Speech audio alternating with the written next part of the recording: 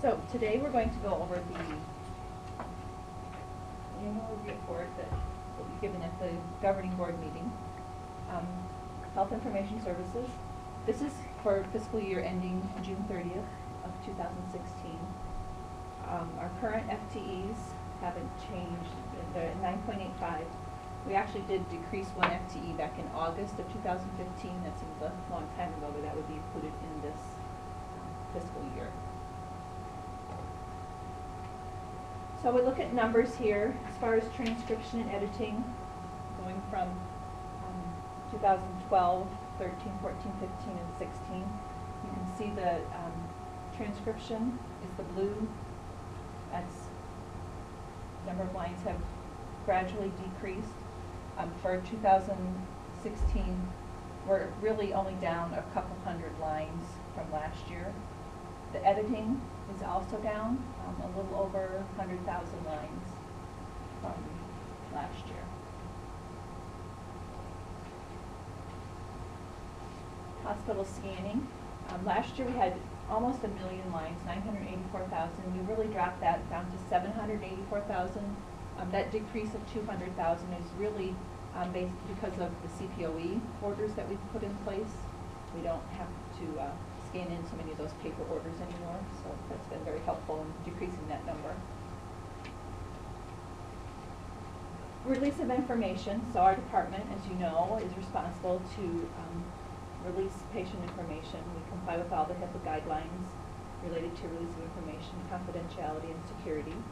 We use the ROI client to log all releases, review and process requests for records from outside sources, and that can be from various entities, including insurance, attorneys, workers' comp.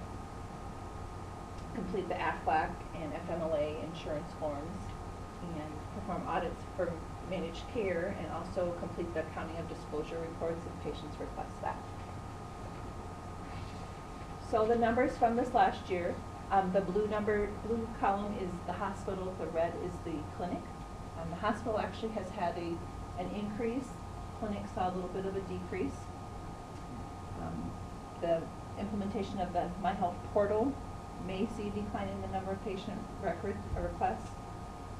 We really haven't seen that from the hospital side. We did have charges. We've kept track of the number of charges or the amount that we've received for patient records, and this year there was $13,721 that we received in receipts for patient records. If you look at the total, we really were just down one request from last year. So 4,834 requests this year from the two departments. Okay, we also complete birth certificates and paternity affidavits. That's mainly Lynn's responsibility. They have to be electronically filed with the state of Iowa within 7 days of birth. So the next slide will show the number. Again, down just a little bit. So the blue is the birth certificates, the red is the paternity affidavits. Also complete death certificates from Regional Family Health. And again, those numbers up a little bit from last year. Went from 182 to 197 this year. Okay. The export and import records. This is really where we were working with all the Allscript records. So if you'll remember, that was a big project for several years. This last year, we actually finished that in in July of 2015, and there were only 87 that we finished. So we probably won't be seeing this unless we decide to go to a new system and have to start exporting and importing, which we're hoping that won't happen. Okay, and then we also, just within the last 2 years, have had the CCD, CDA, and direct messaging. CCD is the continuity of care document, and the CDA is clinical document architecture, and then the direct messaging. And this is all part of meaningful use requirements, and so we've been keeping track of this. Mainly Carmen and Carrie deal with this information. Had a little decrease from last year with the direct messaging and also with the CDAs. And so they're supposed to be sent, the direct message is sent on all inpatients who are being sent home or being referred to another entity within the hospital, so to swing bed, outpatient specialty clinic, the provider while an inpatient or with the transferring. And so all the other ones, the print out the CCD, CDA, and those go to the appropriate patient care areas.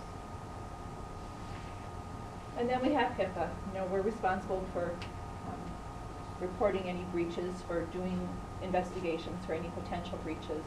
We have seen a small decline in the number of investigations from 206 to 195. We did have one more reportable breach this year, so 23 compared to 22 last year. And again, those reportable breaches have to be reported to the patient and also to the Office of Inspector General. Some of the examples of what were reported, we had employees giving documents to the wrong patients that had patient information on them. We had employees sharing patient information with people who didn't have a need to know. We had a couple unencrypted emails that went out, and then also employees leaving patient documents in the wrong patient home when they were making some home care visits. So kind of a summary of the major things that happened in 2016. We completed that Allscripts moved to Practice Partner. You guys completed that. A lot of the staff were cross-trained in scanning, indexing, and answering phone calls, so more comfortable helping each other out. The RFH staff were trained in the use of ROI Client, so we have all of those release of information in one spot. And then we started scanning diabetic education charts. And so for our summary, you know, we continue to look for efficiencies. We're working on a lean project right now, but we still want to provide the necessary services to meet patient-provider needs and comply with all of our regulations. Does have any questions about any of that?